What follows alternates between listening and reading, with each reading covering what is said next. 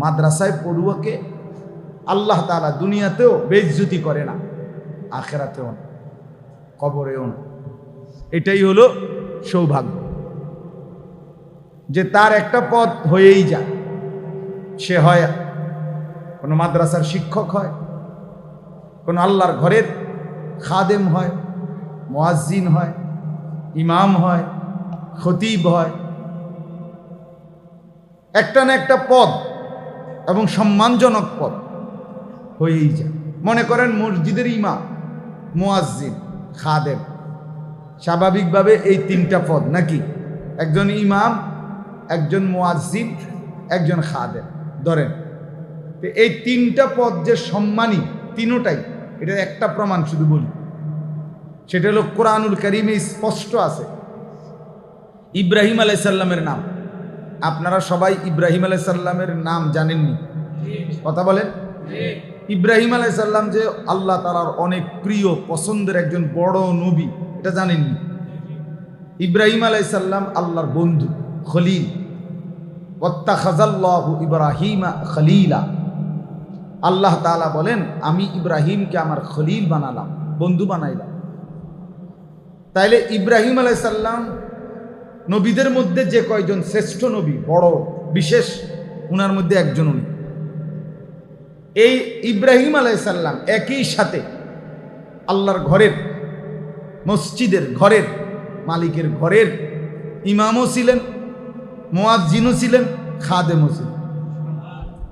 ইব্রাহিম আলাইহিস সালাম আল্লাহ তাআলা তিনোটা পদ আল্লাহর ঘরের উনারই দিয়েছেন। ইন্নী জাইলুকা লিন্নাসি ইমামা, আল্লাহ তাআলা কোরআনে আছে স্পষ্ট। ইব্রাহিম আলাইহিস সালামকে বলছেন, আমি তোমাকে মানুষের জন্য ইমাম বানালাম। ইমাম কমিটি বানায় না, আল্লাহ বানায়। এই পদটা আল্লাহর দেওয়া, সরাসরি কোরআনের আয়াত, আমি বানালাম। আচ্ছা, 2 নাম্বার হলো, তাহলে ইব্রাহিম আলাইহিস সালাম ইমাম, এটা কে বলছেন? আচ্ছা, এবার আল্লাহই বলছেন, ওয়াআযযিন ফিন নাসি বিল হজ্জ। এই যে এটা ইব্রাহিম আলাইহিস সালামকে বলছে, হে ইব্রাহিম, তুমি মানুষদের মাঝে হজ্জের আযান দাও। আযযিন, এলান করো, ঘোষণা করো। আযান মানে ঘোষণা করো। তাইলে ওয়াআযযিন, আযান দাও। মুয়াজ্জিন, ইব্রাহিম আলাইহিস সালামকে আল্লাহ তাআলা এই পদ দিয়েছেন। 3 নম্বরে খাদেম, আল্লাহ তাআলা কোরআনেই বলছেন, ওয়াতাহহির বাইতিয়া লিত-তাইফিনা ওয়াল কাইমিনা ওয়ার রুকআইস সুজুদ। ইব্রাহিম, আমার ঘরটাকে তুমি আমার তাওয়াফকারী বান্দা এবং আমার নামাজি বান্দাদের জন্য পবিত্র করো, সাফাই করো। তুমি খাদেম। তাইলে ইব্রাহিম আলাইহিস সালামকে আল্লাহ তাআলা ইমামও বানাইছেন, মুয়াজ্জিনও বানাইছেন, খাদেমও বানাইছেন। তাহলে যেই 3টা পদ আমগো কপালে জুটছে, এটা সরাসরি নবীদের পদ। এই 3টা সরাসরি আল্লাহ তাআলার নিয়োগ দেওয়া, এই নিয়োগ লেটারটা আল্লাহ দিয়েছেন। তাহলে এর মোকাবেলায় পৃথিবীতে মানুষের দেওয়া অন্য কোনো পদ পদবী এই পদের সামনে, আল্লাহর দেওয়া পদের সামনে তুলনার যোগ্য হতে পারে না। কেউ যদি নাও বুঝে, এতে কোনো সমস্যা নেই। আল্লাহ কোরআনে বলছে, আমান কাফারা ফা ইন্নাল্লাহা গানিয়্যুন আনিল আলামিন। আল্লাহ বলে, আমার হুকুমকে কেউ যদি অস্বীকার করে, অবজ্ঞা করে, তুচ্ছ-তাচ্ছিল্য করে, কোনো সমস্যা নাই। আমি আল্লাহ সারা পৃথিবীর সকল থেকেই অমুখাপেক্ষী, আমি কারো ধার ধারি না।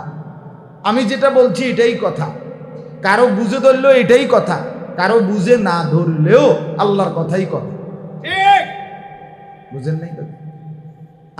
আমনের বুঝে ধরে না, আমনের বুঝে আমনে ফইরা, তাই না? আমরা বুঝলে আপনি উঠতে লাগবে, আমনের বুঝে ধরে নাই যেহেতু। তাইলে কোনো মানুষ তাদের বুঝ নিয়া কোরআন সুন্নাহর কোনো সিদ্ধান্ত আটকাইয়া নাই, বৈশা নাই। সারা পৃথিবী আল্লাহকে সেজদা দিলেও আল্লাহ বাড়বে না, সারা পৃথিবী আল্লাহকে সেজদা না দিলেও আল্লাহ কমবে না। লা ইয়াজিদুহু শাইউন ওয়া লা ইয়ানকুসুহু শাইউন। আল্লাহকে কোনো কিছু বাড়াইতেও পারে না, কোনো কিছু কমাইতেও পারে। আল্লাহ আল্লাহ আল হাইয়ুল কাইয়্যুম, তিনি সর্বদাই জীবিত এবং তিনি সর্বদাই গোটা কায়নাত পরিচালনা করছেন। ওয়া তাওয়াক্কাল আলাল হাই আল্লাযী লা ইয়ামুত, আল্লাহ বলছেন ভরসা করো ওই জীবন্ত সত্তার উপরে যিনি কখনোই মৃত্যুবরণ করবে না। ওয়া তাওয়াক্কাল আলাল আজিজির রাহিম, আল্লাহ বলেন ভরসা করো তার উপরে যিনি আজিজ মহাপরাক্রমশালী এবং যিনি রাহিম অত্যন্ত দয়ালু। তাইলে বোঝা গেল বাপ, আপনারা কেউ বোঝেন কিংবা না বোঝেন, আমরা বুঝছি যে আমরা ভালো পথ পাইছি, আমরা লাভে আছি আলহামদুলিল্লাহ, আমরা বুঝছি। এরপরে অন্য কেউ মানুষে কি মনে করে, আপনি মনে করলেও সমস্যা নাই, মনে না করলেও সমস্যা। কোনো মানুষের মূল্যায়ন এটা কোনো বিষয় না, বরঞ্চ মজার কথা হলো মানুষ কিছু বলুক, প্রশংসা করুক, দেখুক, এই জন্য আমল কাজ করা এটাও শিরক। এটা রিয়া, আর রিয়া শিরক। আমালু লিআজালিন নাস রিয়াউন। তাহলে ফুজাইল ইবনে আয়াজ রাহমাতুল্লাহ আলাইহি বলেন ওয়াল ইখলাসু আন ইউআফিয়াকাল্লাহু মিনহুম। ইখলাস কি? আল্লাহর সন্তুষ্টির জন্য। ইখলাস হলো আল্লাহর জন্য কখন? যে আল্লাহ তোমাকে উভয়টার থেকে রক্ষা করছেন, এটাই হলো ইখলাস। অর্থাৎ আমি মানুষ কিছু বলবে এই জন্য ছাড়িও নাই, আমি মানুষ কিছু বলবে এই জন্য করিও না। করেছি আল্লাহর জন্য, ছেড়েছি আল্লাহর জন্য। মিথ্যা আমি বলি নাই এজন্য যে আল্লাহ নিষেধ করছে, সত্য আমি বলেছি এজন্য যে আল্লাহ বলেছে। কথার কথা, যে কোনোটাই হোক। এই জন্য মাওলানা মাহবুব সাহেবের এই কথার কারণে বললাম। সবচেয়ে বড় কথা হইল, সারা রাতও যদি বলি এখন দুশ্মনের ষড়যন্ত্র কি পরিমাণ, মুসলমানের শেষ ইমানের শেষ ফোঁটা, মুসলমানের যুবক যুবতী, নারী পুরুষ, জওয়ান বুড়ো, ঘর পরিবার, একেবারে মানুষের ঘরের আপনার শেষ, আপনার সকল কিছু, মানুষের সব কিছু আজকের পৃথিবীতে এই ইন্টারনেট এর মাধ্যমে সব কিছু নির্দিষ্ট কারো কাছে সব কিছুই রেকর্ডেড, সংরক্ষিত। আমার বাসা মেন রাস্তার পাশে, এটা একতলার ছাদ, ছাদের উপরে আমার কয়টা গাছ আছে, গাছ লাগানো, মানে 10-20টা গাছ। তো আমার ওই যে গুগলের যে এই রোডের যে দেখে, এইটার মধ্যে আমার বিল্ডিংটাও আছে, বিল্ডিংটার উপরে যে কটা গাছ আছে এইটার ছবিও আছে, আমার দেখাই যায়। আপনি বলেন, তখন আমার বিবি আজকে এটা শূন্য, আমার একটা আশ্চর্য কথা বলছে, সে আমার অবাক লাগছে। তার সে বলছে তাইলে তো ছাদে যাওয়াও ঠিক হবে না, কারণ ছাদে যদি আমি যাই, কোনো সময় যদি এই ক্যামেরার ছবি উঠে,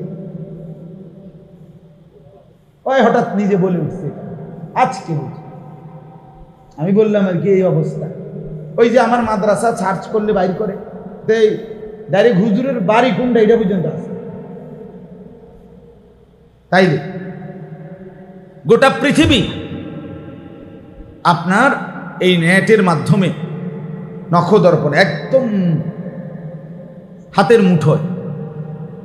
তাহলে মুসলমানের শেষ ইমান আমল শেষ করে দেওয়ার শেষ বিন্দু, চতুর্মুখী নীল নকশা ষড়যন্ত্র চলতেছে খুব তীব্র বেগে। এগুলা বুঝাইতে গেলেও আপনি বুঝতেন না, অনেক কথা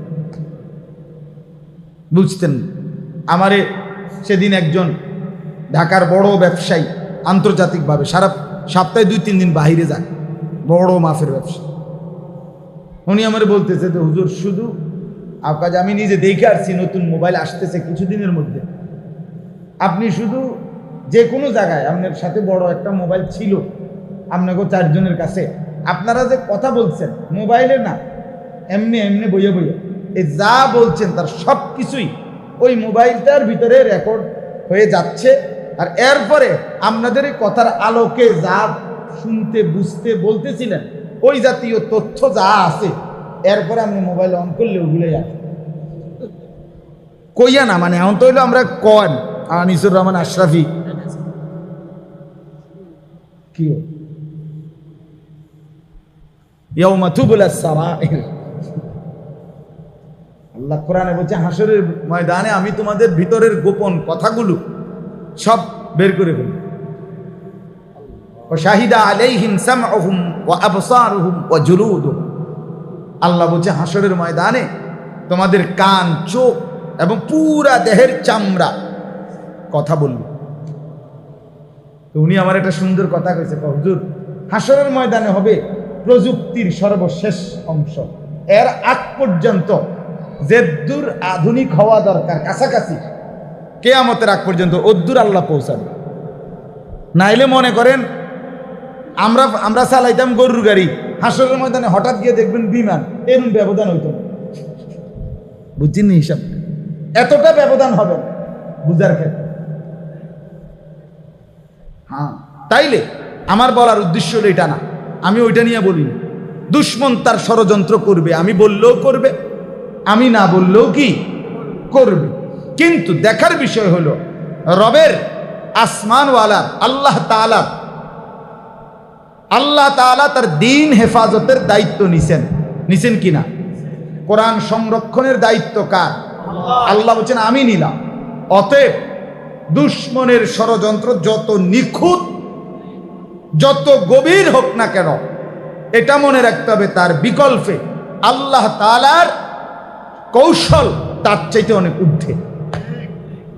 ও মাকারু ওয়া মাকারাল্লাহ আল্লাহু খায়রুল মাকিরিন, আল্লাহ বলে বেঈমান ষড়যন্ত্র করে আর আমি আল্লাহ কৌশল করি, আর আমি হচ্ছি সবচাইতে বড় সর্বোত্তম কৌশলকারী।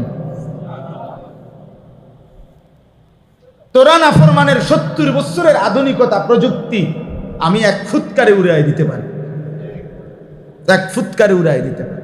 এই জন্য আমি বলতে চাচ্ছি একটা জিনিস, এই মাদ্রাসাটা দেখা মূলত আমি কথাটা বলছি, এই কথাটা বলতে চাচ্ছি।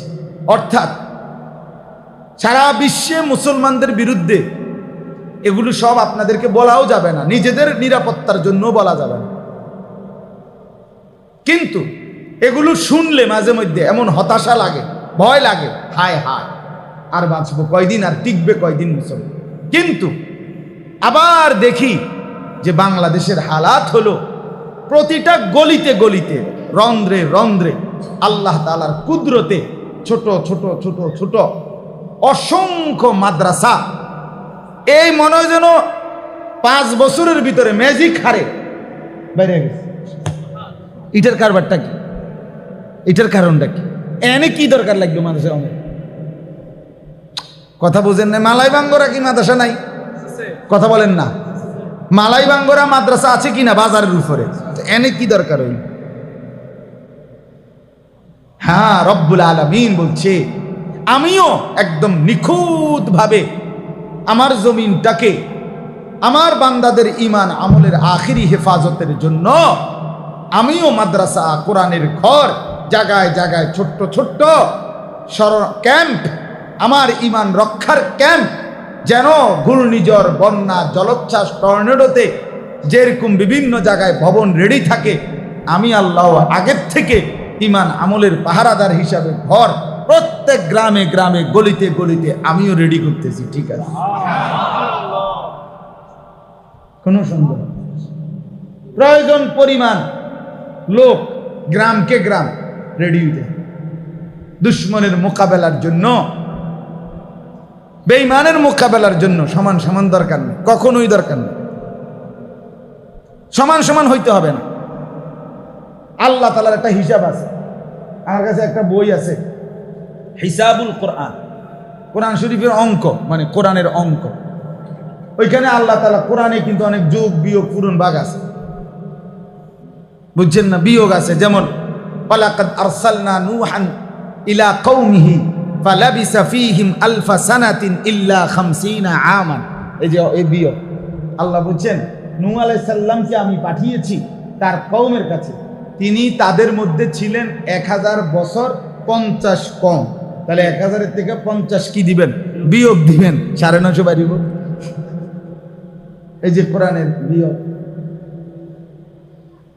এরপরে আছে মুসা আলাইহিস সালামকে আমি আল্লাহ তাআলা বলছি 30 দিন তুর পাহাড়ে আইসা থাকতে, এরপরে ওয়া আতমামনাহা 10, এটারে আরো 10 দিন দিয়া বাড়াইছি, পূর্ণ করছি। তো এবার আরো 10 দিন যোগ করবেন, তো কত হইব?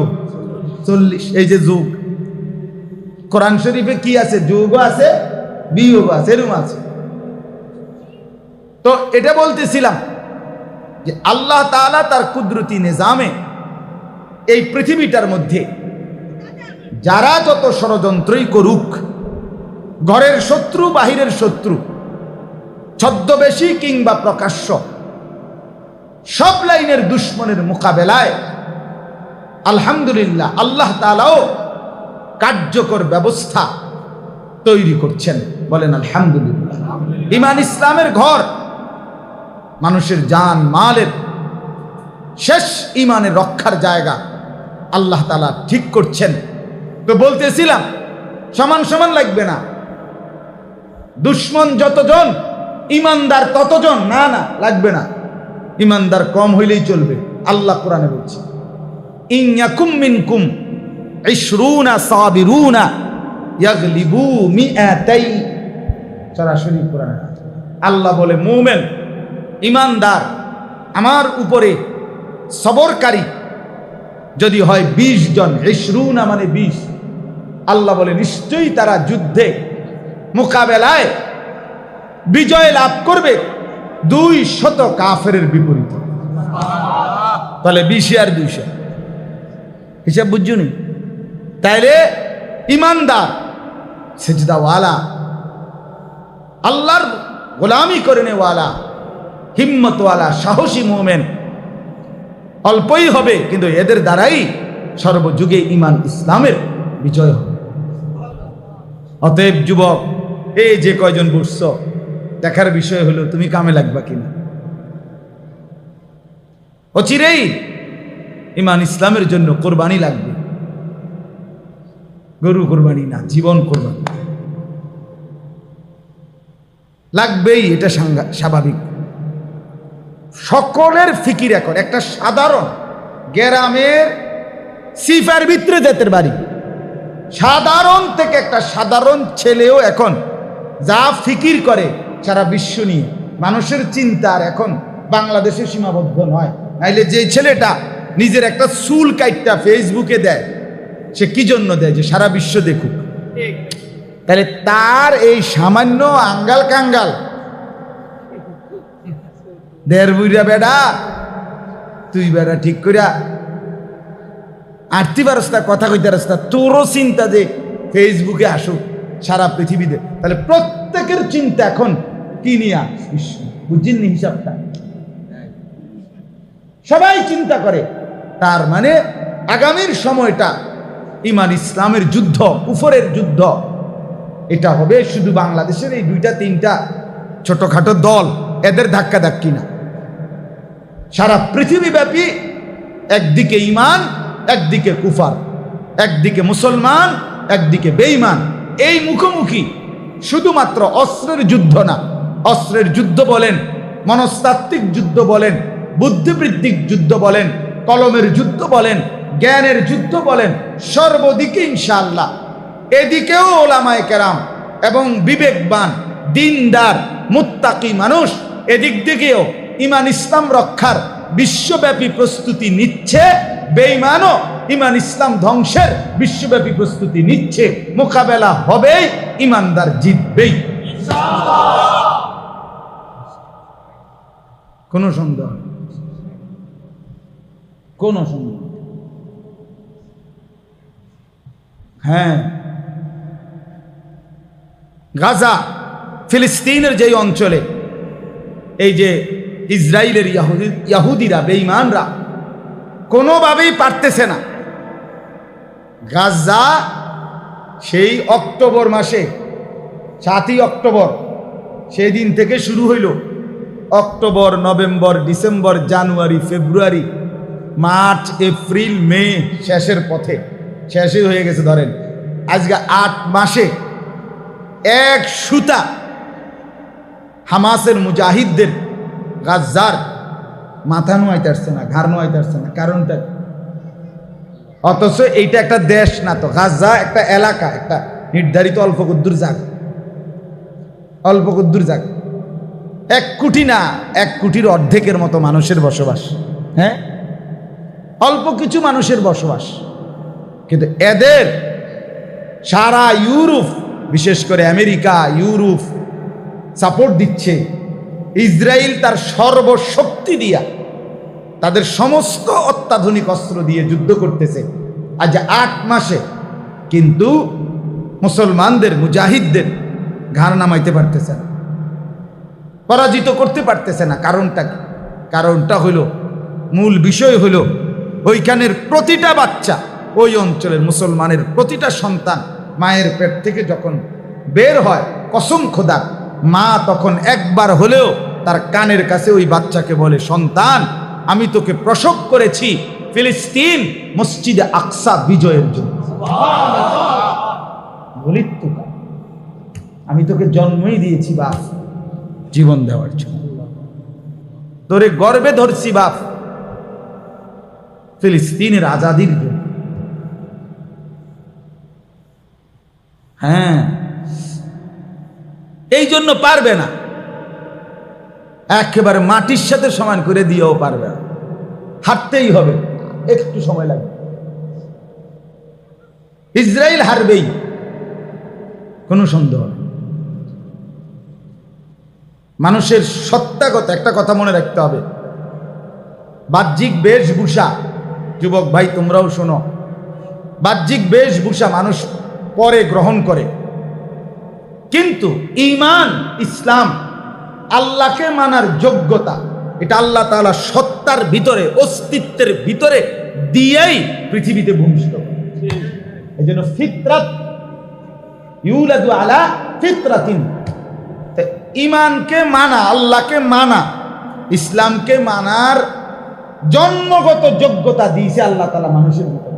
এই জন্য আলগা যেটা আসে, মনে করো আজকে হয়তো তুমি মোবাইল দেখা কোনো বন্ধুর আড্ডায়, নারীর আড্ডায় এমনি এমনি তাংফাং করে করে হয়তো একটু সদর বদর হয়ে গেছো, কিন্তু সত্তার ভিতরে, জাতের ভিতরে কি আছে? ঈমান আছে, ফিতরাত আছে, সত্তার ভিতরে ইসলাম আছে, প্রকৃতগতভাবে, সৃষ্টিগতভাবে আল্লাহ দিয়ে বুঝ করে পাঠাইছে। আল্লাহ শক্ত যদি ধাক্কা দেওয়া যায় যুবকের দিলে, ইনশাআল্লাহ বাইরের এই খোলসটা বেরিয়ে পড়ে সেই সত্যিকার মুজাহিদ হবে ইনশাআল্লাহ। আমি তো এই আশা করি ইনশাআল্লাহ। সারাদিন সবসময় যে বলি, শুধু ফুলাইনের লেগেই বলি, খেলে আমার একটু বুঝ, এটা বাইরের ইডি যাবে গা, যাবে, চলে যাবে। এই চুলের ফ্যাশন, হ্যাঁ, প্যান্ট, এই নারীর দৃশ্য, অশ্লীল ছবি বেশি দিন যাবে না, বেশি দিন চলবে না, বেশি দিন চলবে। কারণ এই প্রযুক্তি, এটা বড় মোবাইল, এটা কোনো আজ থেকে 500 বছর আগের থেকে আসে নাই, কাজে এটা আগামী 500 বছর থাকবে তার কোনো নিশ্চয়তা। কিন্তু মানুষ থাকবে, যুবক থাকবে, আমি কিংবা তুমি না থাকলাম, পরবর্তী জেনারেশন থাকবে। কথা বলেন না কেন? যাই হোক, এটা একটু কঠিন হয়ে গেছে কথা, মানে সব আবেগে বললাম আর আসলে এই জন্য বলছিলাম এগুলো বললে মুশকিল, কিন্তু বাকি বিষয়টা হলো এটা বোঝানো সহজ। বাংলা কথা হইল, ইসলাম হারবে না, আল্লাহর দিন মিটবে না, ঠিক কিনা বলেন না কেন? এটা দেখার বিষয় হলো বন্ধু, বাপ আমনে কামে লাগজিন, ও চিরেই আলো আর অন্ধকার পার্থক্য হয়ে যাবে। আমরা ভাগ হয়ে যাব। এখনকার যে বাঘ, এই কোনো বাঘ না, আমরা যেগুলোর লইয়ে মনে করছি আমরা বাঘাবাগি, হ্যাঁ, আসলে এগুলো কোনো বাঘ না। নবী সাল্লাল্লাহু আলাইহি ওয়াসাল্লাম নূরের তৈরি না মাটির তৈরি, এটা লইয়া বাঘ হইছি। এটা কোনো উল্লেখযোগ্য বাঘের কোনো বিষয়ই না, হুদ্দা, একেবারে হুদ্দা। এটা কোনোভাবেই ঝগড়ারও কোনো বিষয় না, এটা লইয়া ফিডাফিডি করণেরও কোনো বিষয় না, এটা কোনো বিষয় না। এই ভাগ না, ও চিরেই ভাগ হবে মানুষ। একদল কুফরের পথে মুশরিকের দলভুক্ত, দাজ্জালের দলভুক্ত হয়ে যাবে, আর একদল এই চূড়ান্ত বিপদের মুহূর্তেও ঈমান রক্ষার জন্য নিজেদের জীবন বাজি দেবে। এই দেখবেন আপনারা মরে গেলেও এরা দেখবে, এরা মরে গেলেও এদের পরের সন্তানরা দেখবে। আমাদের কোনো না কোনো এক গ্রুপের মুখামুখি দাজ্জাল, দাজ্জাল হয় আমাদের সামনে, নয় আমাদের সন্তানের সামনে। তো আমারও তো সন্তান আছে, 7 বছর 2 বছর, তাকেও সামনে, তাকেও সামনে। এই জন্য আপনাদেরকেও বলি, এই আপনারা যারা আলেম ওলামা আছেন, যদি ইসলামের জন্য কিছু করতে হয় তো আগের চাইতো আরো বেশি মজবুতির সাথে, হিম্মতের সাথে, মেহনতের মাধ্যমে রাত দিন একাকার করে বরাবর কইরা মেহনত করতে। যদি ফিকির হয় দিলের মধ্যে ইসলামের ক্ষেত্রে, আরেকটা হইল ওয়াজ করছি 10 লাইন ঠিক মতো উঠলো কিনা মোবাইলে, হ্যাঁ টুপিটা কোনো বেহা হইয়া গেল নি, পটিটা মনে কোনো লড়েনি, যাইবার আগে উঠতেছি দোয়া করবেন, গাড়িতে উঠছি দোয়া করবেন, হ্যাঁ ড্রাইভিং সিটে বসিলাম দোয়া করবেন, প্রত্যেক সেকেন্ড মোবাইলে। তো এই প্রদর্শনী ওই আপনি এই ডকেরে থাকবেন, আমনিতে তেমন কোনো কাম হইতো না, আমনিতে কোনো কাম হইতো না। হ্যাঁ হ্যাঁ, মেহনত করতে হবে। যুবক ভাই, এখন আর